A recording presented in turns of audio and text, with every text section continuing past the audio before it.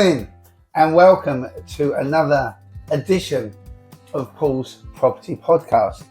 Now, I'm going to add a couple of things into each week of the podcast from now on because I thought it'd be really good, especially obviously it's property related, to give an idea of what the market has been doing in the last week, because it's the traditional seasonal fluctuations in the market, the busyness, the trends and so on have really fallen by the wayside since the pandemic.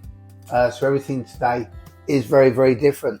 So I just wanted to bring people up to speed with literally week on week changes within the market. So this week, as we often see with the first few weeks of summer, where, you know, the sun comes out, it's nice, getting nice and warm. A lot of people are spending time on the beach. A lot less people are viewing.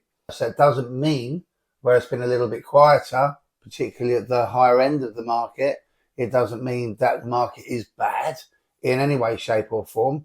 There's fluctuations in the amount of people that are out viewing. So as ever, there's a crescendo of buyers within the market. So there's a lot more first-time buyers that are still out there looking, and properties that are being sold, which is fantastic. Quieter at the top end because there's less people looking. But as a trend, I'm sure that I have no doubt that when the heat wave strikes next week, being the typical British attitude, all of a sudden it will be too hot and viewing rates will increase and we'll be back to normal. So fear not in any way, shape or form. Market's not bad. Market is good. The heat has a particular effect on the marketplace each and every year. So we'll keep up with that next week as well. What I'd also like to do is, where there's so much news about the Bank of England base rate, so on and so forth, again, it's important to stress that the base rate may be where it is at the moment, I believe 4.5%. Lenders are doing something completely different. So I had a chat with my good friend Neil Evans this morning, and I asked Neil to give me his deal of the week. And the deal of the week this morning at 7:46 a.m. because the market changes constantly, and that's on the 9th of July 2023 is 4.19 fixed for 5 years. So that's the deal of the week from Neil Evans, and that's at 7:46 a.m. this morning. So that's this week's deal of the week, which again I will keep you updated on, just to give everybody fresh and up-to-date information. Now, importantly, I have my very dear friend now, Aden, has come in. He's picked up that I'm very much doing just answering questions, which is not scripted. I'm answering questions, and I'm open to anybody to come in and fire questions at me. Obviously, a bit appropriate to the marketplace. But hey, buddy, nice to see you again. Yeah, you too, Paul. You too. Thank you very much how's your flat going? Yeah, very good, very good. Obviously moved in, everything's good, starting to change it up a bit. Yeah, now the weather's starting to kick in and really enjoying the location, so I'm loving it. Being Brighton by the sea, it's great. Absolutely love it. Excellent. But yeah, so thank you for having me on, as I said. And I've just got a few questions because after buying, I've now gained a bit of an interest in the market and sort of how it's changed over the last couple of years. So I'm really interested to know how the market's really changed over the last quarter century that you've worked in the industry, and what are the major things that you've experienced that have affected the marketplace? Wow. Okay, there's a question. Takes me back to my youth when I had hair. Okay, so listen, I came into the market. It'll be nearly 20. I'll tell you what, it'll be 27 years on the 26th of June this month. I would have come into the market talking to mortgages when the base rate at that time was 6%, which gives people a good indication of actually how good things really are at the moment. Crikey. The market, listen, estate agents were a different animal back then, really completely different. We didn't have the likes of Rightmove, didn't have the likes of Zoopla. It was very much a case of contact, communication, constantly, which is why I keep going on about communication. It's been drilled into me from the get-go. Back in my 20s. So it's the huge differences have happened, not just in the market, in the world in general. Crikey. when, you know, coming out of the 90s where, you know, we were actually, let me take a step back further. We were coming out of a severe recession in the late 80s. At the beginning of the 90s, interest rates they peaked at 17%. In the 90s, we're coming down to 13s. We're at 6% when I came into the marketplace, and things started to get better. There was a lot of negative equity around then. I remember one of the first flat I ever sold was 49,950, lovely 2-bed garden flat with a garage. And as things progressed on, mortgage markets changed. The government was very much helping buyers, as they always try to do, to be fair to them. Always trying to deal here, deal there, trying to help out. The rental market was the same, as it always has been in Brighton. Ridiculous, which is a good thing, obviously, for the investor market. But, you know, we've had, over that period of time, we've had the introduction of Rightmove. When obviously Zoopla came out, the internet started playing a much larger part. Emailing, that wonderful invention. And then, of course, you had the big credit crunch in 07 into 08, and then coming out of that, again, it was back to the sort of the old school days of communication and so on. So, I mean, a huge amount has changed since back then. Okay. And over those years, obviously, you've experienced a load of challenges, like, as you mentioned, the credit crunch and recessions. What did you guys do to adapt to overcome these challenges? Okay.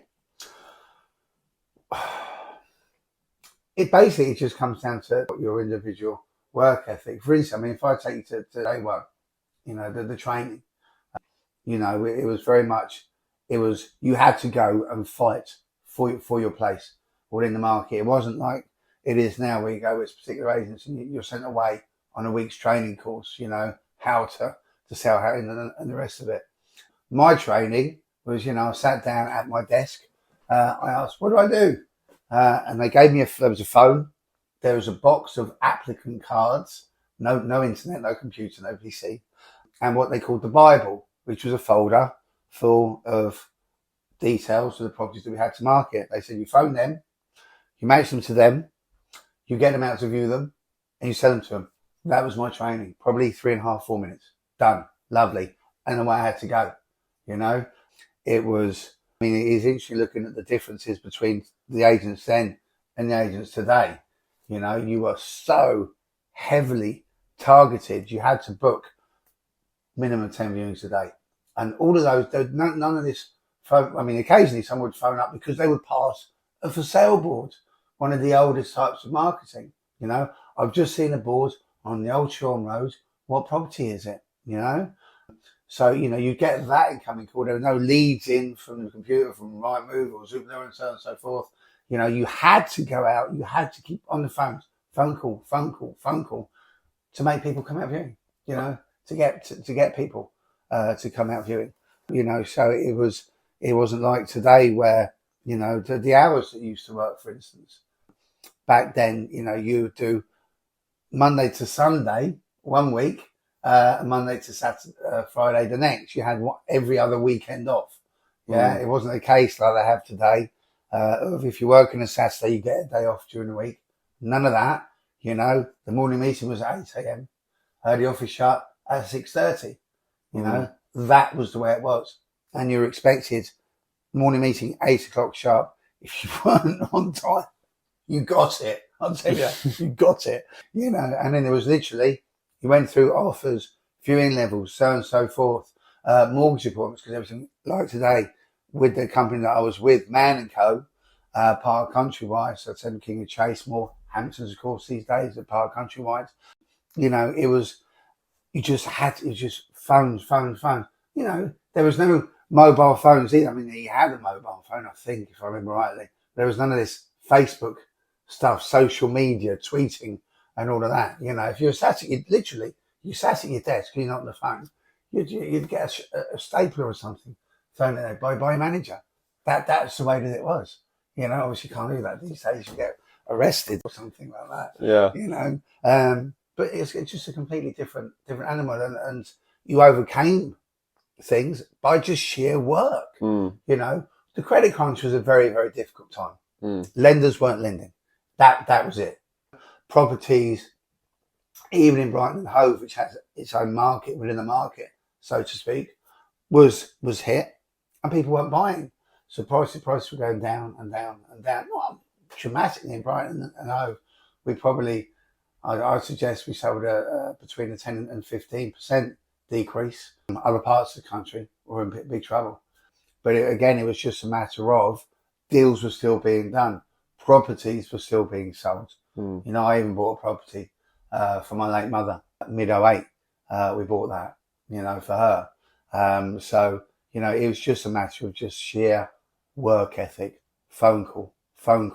And that was it. Phone call, viewing. If you're not reviewing, you're on the phone. You're not on the phone, you're on a viewing. You know, you can try and eat at some stage during the day, but that was a estate agency, you know, and without waffling on too much, I do apologise. You know, if you look at the agents back then, the names that I can remember are big names in the city today. I mean, off the top of my head, of course, we've spoken in length before about the great Glen Mission. We haven't spoken. Paul Taggart, of course, director of Hamptons, was an agent back then. Chris Sawyer, Sawyer and Co. used to work at Tingley's up in the office from me, and in Boundary Road when I was at Man and Co. So Brian Huggins, Ryan Elliott's was a big character of Fox and Sons, you know, and Kevin Weatherall, you know, the names, but those people that learnt those and had to work by those regimes, that's what I choose, by that manner of just sheer determination, move forward, and never resting on your laurels. Yeah, are the people that have their companies and their stake in the business and their piece of the pie today. Yeah. Okay, and obviously, as you've mentioned, quite a few different agencies and a few names. Obviously, your business is very strong, it's independent, and it's one of the few local agencies still left in Brighton and Hove. What do you guys do differently to keep up with those bigger giants in the industry, and how do you keep your rankings so high? Very good question. Thank you for the compliment there, yeah. I appreciate that. In essence, it's just simple hard work. You know, I'm not trying to big myself up here, but I take myself back to that what it was like in the 90s. You know, I'm you know, with my wife, we own the company. You know, she has her role, I have mine. You know, we couldn't run it without each other, to be frank. So we have to play to our own strengths to the ultimate that we can.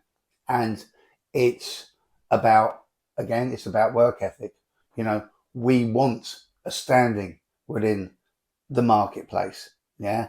And we will do whatever it takes to achieve that goal. You know, with me, as a lot, you know, again, I don't mean to sound arrogant, as a lot of people know, I'm in the office at 7 a.m. every single day. Yeah.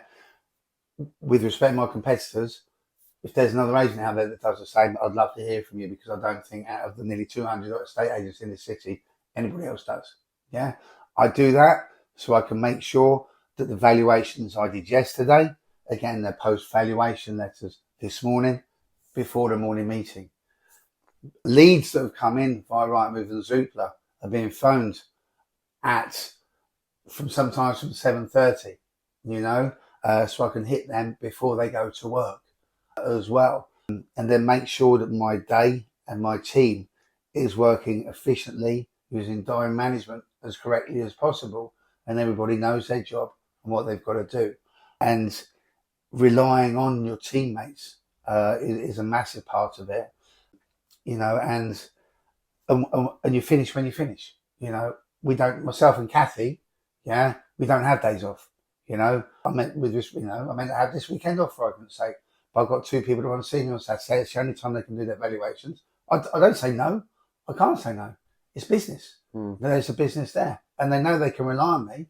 And to be frank, some people are, oh, Paul will be all right. It'll do 7 o'clock on a Sunday evening, because I will. You know, and you know, it's to glamorise ourselves fractionally. I mean, we've been awarded the British Property Awards Gold Medal in the city on a number of occasions, from 2016, 2017, 18, 19, 20. Of course, there wasn't one pandemic, 21, and that is a huge achievement. It's not a Google where people, you know, reviews on Google where, with respect to some of my competitors, they've paid people to Google in reviews so they can win these medals. You know, the British Property Awards go out and they mystery shop you over a several month period. You know, they do fake viewings, make sure you turn up on time, make sure you know the information about a property, the length of lease on a property, the service charge, any major works due to that property.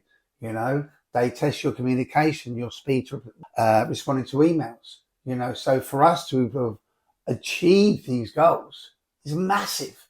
And, you know, it's a massive reflection on the work that myself and Kathy do, you know, as well as, and I think it's really important on that, is what we do give back to the community.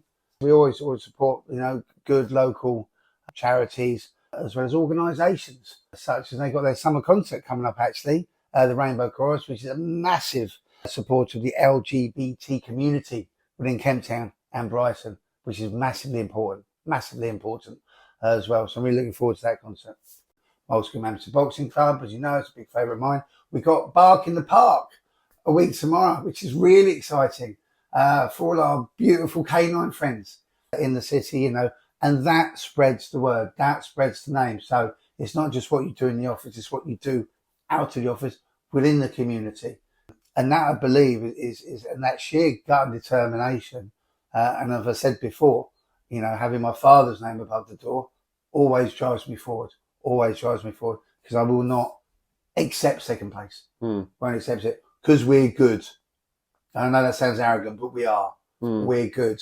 Myself and Kathy are a team, a formidable team that will take on anybody. I'll go toe to toe with Brown Vaughan, Hamptons, Sawyers, Brian Huggins, whoever. I don't care, because I know that I will deliver a better service than them, because I'll go to the lengths, any lengths that I have to do that. And that's why we are where we are today. Because as I said to you before, you can have a wonderful day one day, but you've got to get up and do it again tomorrow. Yeah. You know, and the same the next day, every single day. That's why myself and my wife Kathy, we never take a day off, ever. You know, and that's why we're successful. That's why we are where we are today. Amazing. I can really see that sort of drive from your business, from the service you delivered when I did buy my own property with you guys. So thank you for that. And obviously you mentioned about Bark in the Park and all the boards and advertising that you've sort of done and everything you've done within the community. Obviously that's all a sense of marketing nowadays. What did you have back then? It was somewhat different. Crikey. It was interesting, actually, because last week on YouTube I watched there was a replay of the 1999 treble team from United playing Bayern Munich for charity, which you had David Beckham back, goals, and the I don't follow football, but you know those names stand out. And the commentator made a comment that Brexit wasn't even on a politician's lips, which had a massive effect on the market. But for us in 2016, I can tell you that. You know, social media, what was that? Advertising, we had the Evening Argus, the paper in Brighton, every Thursday had what was called the property news. And when I was at Mann & Co, we had a quarter page. And that was our advert. That was our marketing. That was it. And you get occasional phone call from that. You know, I've seen in the property news that you've got a 3-bed semi just off of Freshfield Road. You know, may I do a viewing on it, please? You know, that was it. You know, that was your marketing. No Rightmove, no social media, no computers, none of this London office malarkey that some agents still use, which is, as I say, a complete fallacy. None of that. You know, it was just a little black and white section in the paper. That was it. That was it. That's all you had. You know, and that sort of makes sense, because obviously with the amount of footwork you were doing back then, as you said, viewing calls, that makes a lot of sense. Yeah. Okay, and I think my sort of final question is, obviously back then, as you said, you were making loads of calls, there wasn't as much marketing available. Because of that, did you guys have a lot more control over the market as you do now? Yeah, we did. People, again, a lot of it comes back to relationship building, because back then there was a lot more face to face. So people would come into the office. As people do very, very rarely these days, but you were going, as I said to you, you go and look for property, you go into offices, you make that personal face to face contact with people. And that's what people did back then. They needed us. Yeah. There was none of this where today, we'll phone someone 3-4 times. We'll send them emails. Are you still looking? Are you still looking? They'll only call us, some people, when they want something, when they see something come right move. Oh, it's with Paul, but I'll give them a call. People needed us. They needed us. They had to be nice to us, polite. And,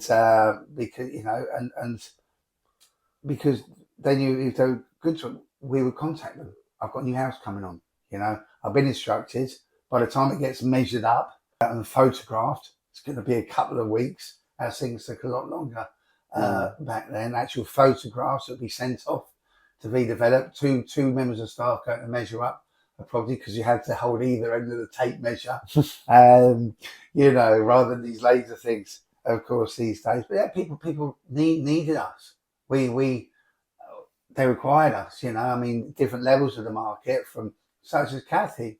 We were talking about this yesterday, on a different subject completely, but, her father was a huge, bought big plots of land and so forth. And, then he had sell them, and developers would come along, so on and so forth. To get those lands, he knew which agents to go to, and I had the same from developers that wanted to buy, because back then, crikey, so much stuff on the telly, grand designs, location, the social media, the general public knows so much more about property than they did back then. People came to us and wined and dined us, so that we would be at the top of their list, whether they be a developer looking for a turn on a property, or a big developer looking to buy a plot of land. Kathy's dad would take agents out for dinner all the time. I'd be taken out by developers because they wanted me to call them, and the man on the street, which is a lot more important to me, would be, they'd be phoning us sometimes, as us opposed to phoning them, so we were appreciated a lot more by the public. We were needed a lot more by the public, as opposed to today, where we're constantly chasing, which is a good thing. It doesn't bother me at all. Chasing, we did the same there, chasing people, but we had incoming as well, on the phone, on people on their feet, walking into the office, rather than email this, email that, right move this, right move that, physical contact. It's why I always go on about communication. Don't email someone, phone them up, talk to them, be a face. And this is why I always believe, and I'll round this off because I know we need to, running out of time, the little B. And even someone said to me yesterday that as robots take over the world, and internet and this and that, and internet shopping and so on and so forth, people will always need estate agents, because people will always need that human and personal contacts, and that, going back to one of your questions, is what I believe we deliver at the highest possible level, to make sure that we maintain our place within the market and we grow stronger day on day, bouncing off each other, myself and Kathy, constantly with different ideas how to move forward. Look to achieve awards, which would be great, but it's not my goal really. I just want to do the best by my clients. And that, so everything has changed dramatically, but you've got to move with the times constantly. Hence, by definition, why we're sitting here today doing a podcast. What I've thought about this, you mentioned pod to me. I think some scientific film with Arnold Schwarzenegger, But listen, thank you very much for coming in and firing those questions at me. You're always welcome. And anybody out there, any of our listeners, would be very welcome to sit down with me and fire questions at me anytime at all. And as ever, if you would like and subscribe to this podcast, or comment in any way, shape or form, it would help us tremendously to get these podcasts out, get them listened to. And as I say, if anybody has anything sitting there and I want to ask this, I want to ask that, listen, give me a call. Good at Bott and Company. Give me a shout. We'll get you in. It's no problem at all. I'm here to help anybody in any way I possibly can within the marketplace. So listen, thank you very much. Thank you, Aden. No problem at all. For coming back in. Yeah, no, thank you. No, I really thank you for listening and very much I hope to speak to you soon. Have a great day. Take care. God bless.